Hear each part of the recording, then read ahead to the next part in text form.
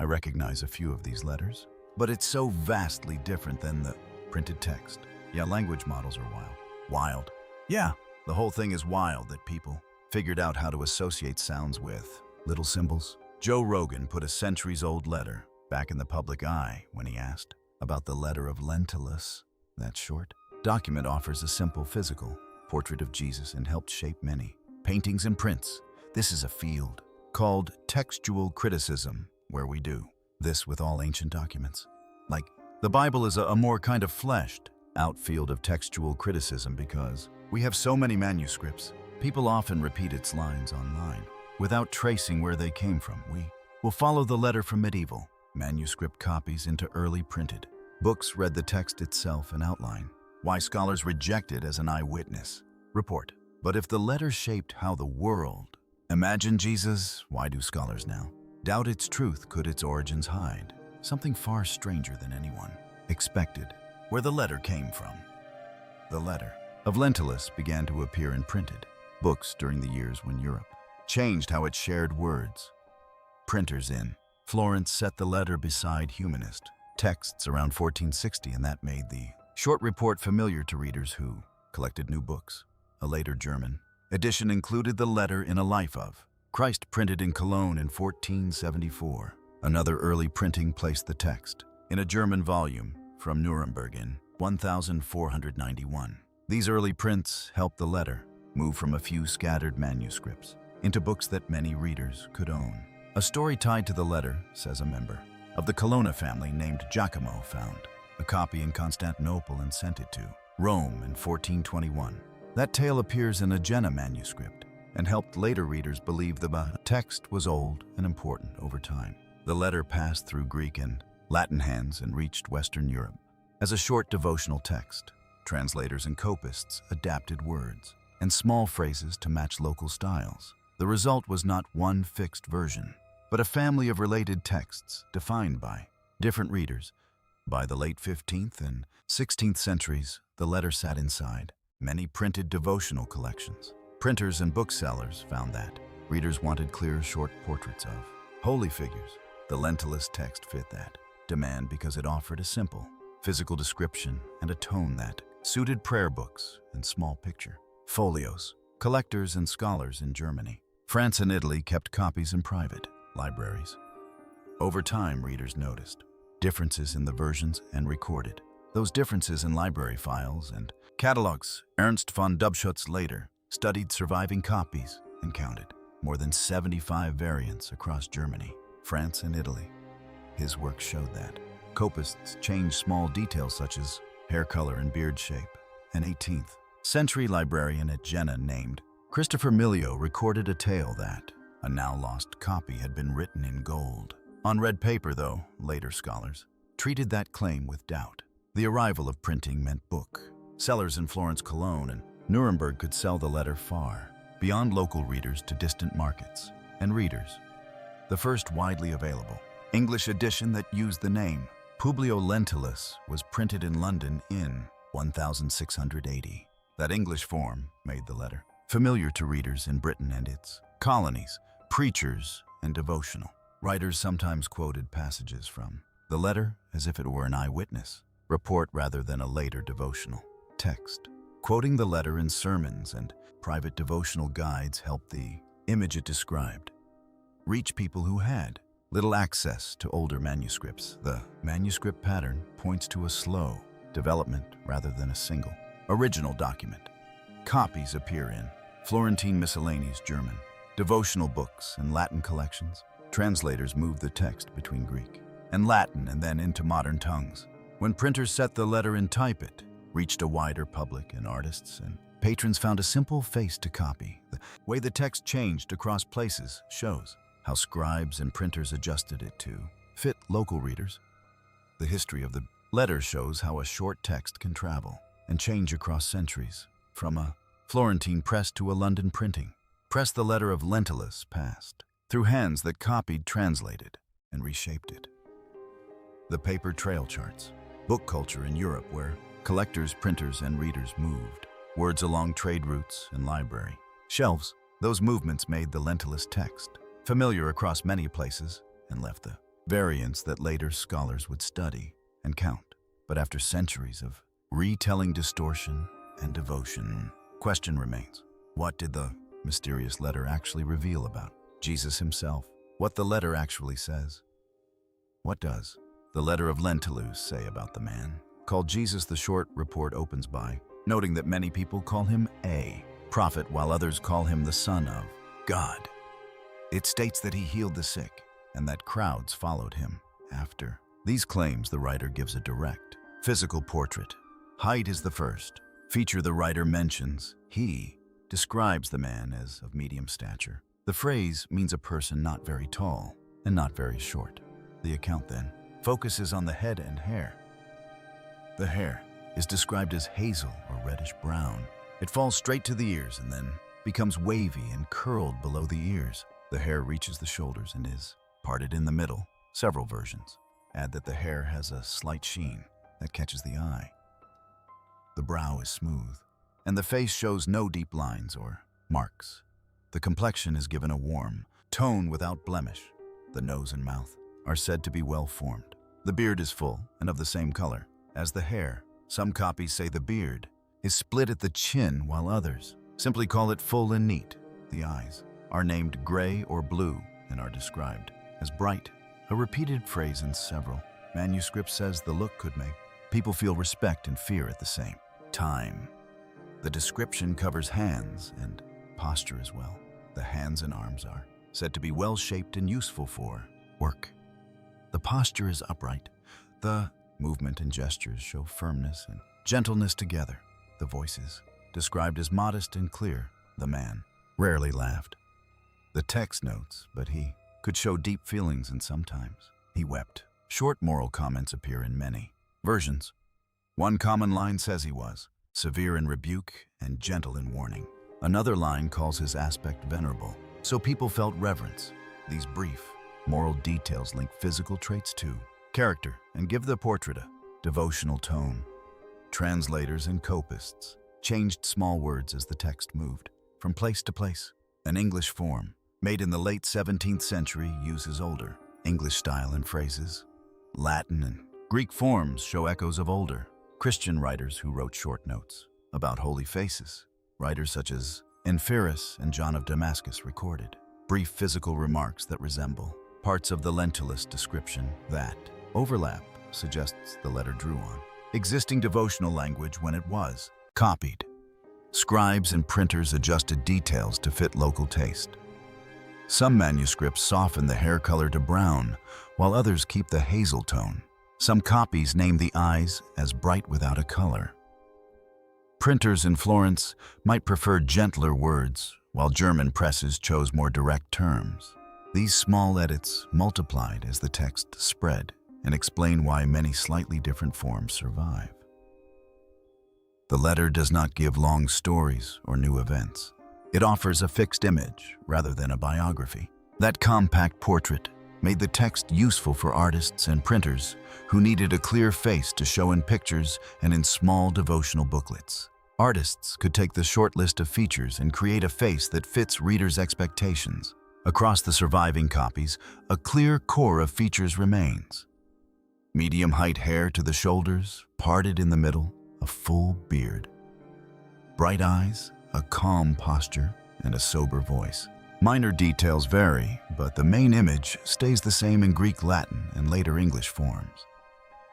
The result is a short, repeatable portrait that moved easily from text into image and helped shape many later faces of Jesus in art and print. Many printed copies included a woodcut or engraving next to the text. Printers used images that matched the short description.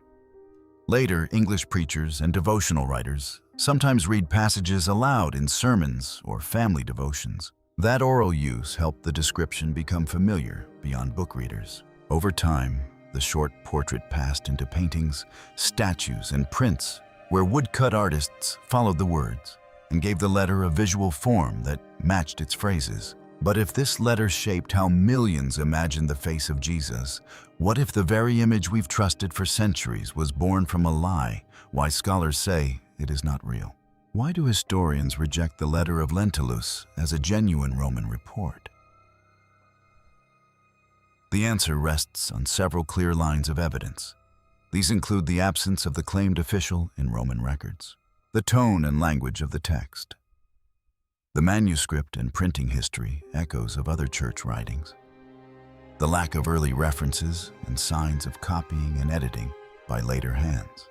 First, the name and office in the letter do not match what we know about Roman rule in Judea. Official lists, inscriptions, and historical records show the men who governed the province in the early 1st century. Names such as Caponius, Marcus, Ambivalus, Annus Rufus, Valerius, Gratus, and Pontius Pilate appear in those roles. The surname Lentilus belongs to a known Roman family, the Cornelii Lentuli, but historians find no reliable evidence that Publius Lentulus served as governor or procurator of Judea. That gap in the official record makes the basic claim of an eyewitness report hard to accept. Second, the language and tone of the letter do not match formal Roman communication. The text reads more like devotional Christian writing than like a dry official notice. It uses phrases and verbal terms common in later Christian books and in worship. Words such as Son of God and Prophet appear in ways that reflect faith language rather than civic reporting. Formal Roman letters normally follow set formulas, list official titles, and keep a factual legal tone. The moral comments and warm descriptors in the Lentilus text fit a devotional style more than an administrative form. Third, the manuscript and printing record point to a later origin and to steady change over time. The letter survives mainly in medieval manuscripts and in printed collections from the 15th century onwards. Scholars who examined these copies found many variant readings. Ernst von Dobschutz cataloged dozens of versions and showed how copists and early printers altered small details. For example, changing hair color or a short descriptive phrase. The pattern of many different late copies fits how devotional text developed and spread in the Middle Ages and early modern period, not how a single early official report would survive. Fourth, parts of the wording echoes descriptions already known in Eastern Christian writings. Authors such as Enferus and John of Damascus included short remarks about the appearance of holy figures in their works. The Lentilus text shares tone and some expressions with that Eastern devotional tradition. That overlap suggests that editors or copists drew on existing church images and phrases when shaping the letter for Greek and Latin readers. Such borrowing points to transmission inside church culture rather than to an independent Roman source. Fifth, early church historians and writers do not preserve any direct knowledge of a Roman eyewitness report like the letter of Lentulus. If a named Roman official had sent a formal account describing Jesus in detail, early historians and theologians would likely have known and cited it. The silence of early sources is therefore an important negative point. Scholars weigh that absence heavily when judging the text's claim of a first-century origin. Sixth, the ways the letter was copied and used show clear signs of editorial shaping for devotional purposes. Many surviving versions add short moral lines that tie physical traits to character. Printers in Florence, Cologne, and Nuremberg adjusted words and layout for their readers. 17th century English translators rendered phrases into an older English style so the text felt familiar to their audience.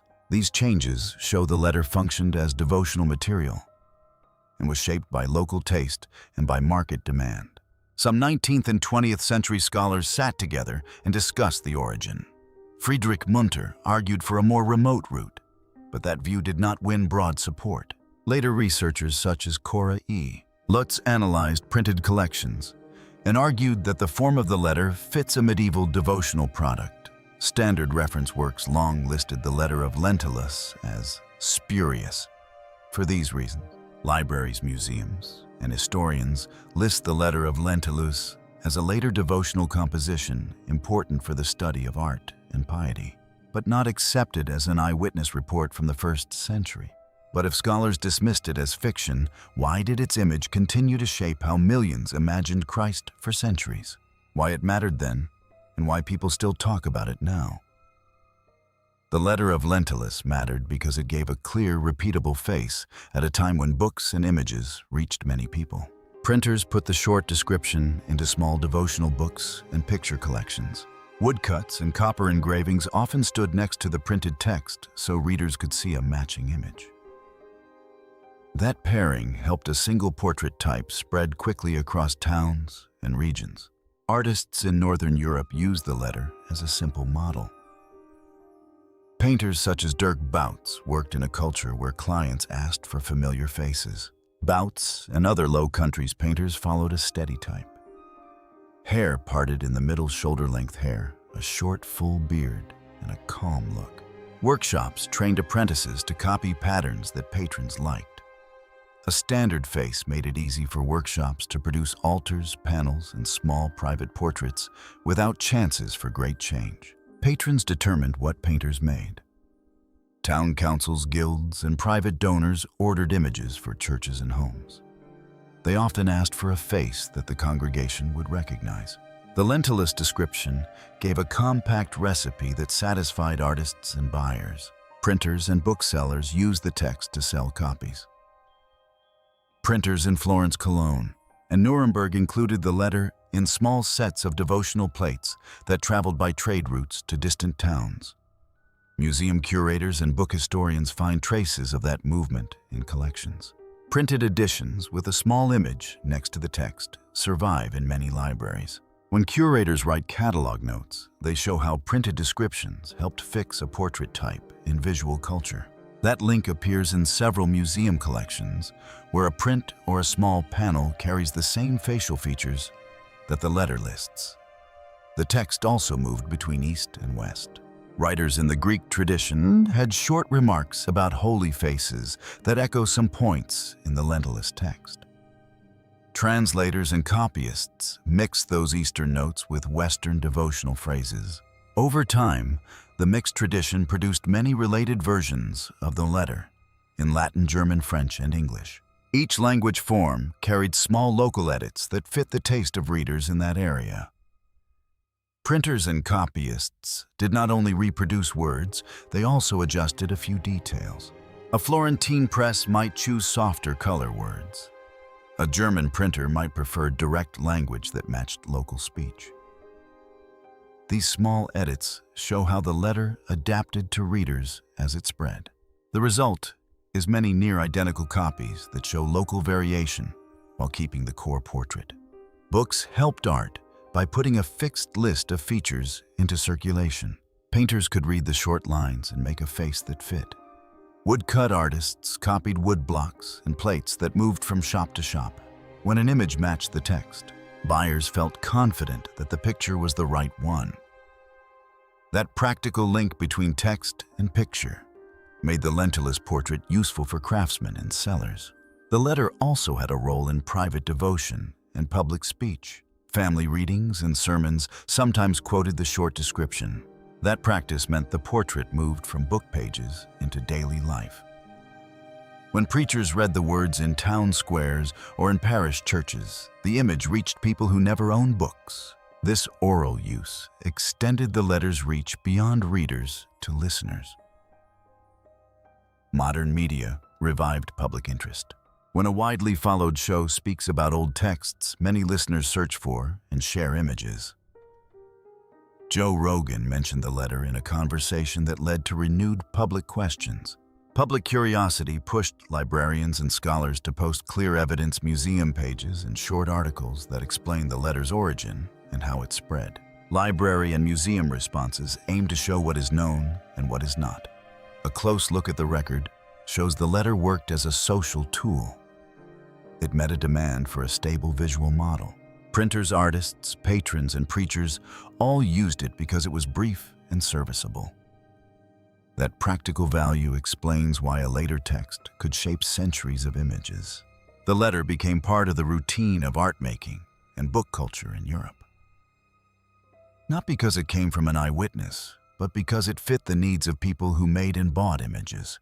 Today, the letter remains a subject of interest because it shows how words move into pictures and how print culture depicts visual habits. Scholars study the variants and trace how local presses changed some words in the letter. Museum records keep examples that show the same face across media. Researchers continue to compare copies and images to map the exact paths that the description followed across Europe and into print in detail. The letter of Lentulus may never prove who wrote it, but its words still determine how people picture Jesus today. From dusty monasteries to Joe Rogan's podcast, this old text keeps finding new life. Its mystery is what makes it last. As everyone wants to know where truth meets tradition, what do you think about its story? Could there be more to it than we know? Share your thoughts below. Hit that like button if you enjoyed the journey, and do not forget to subscribe for more stories.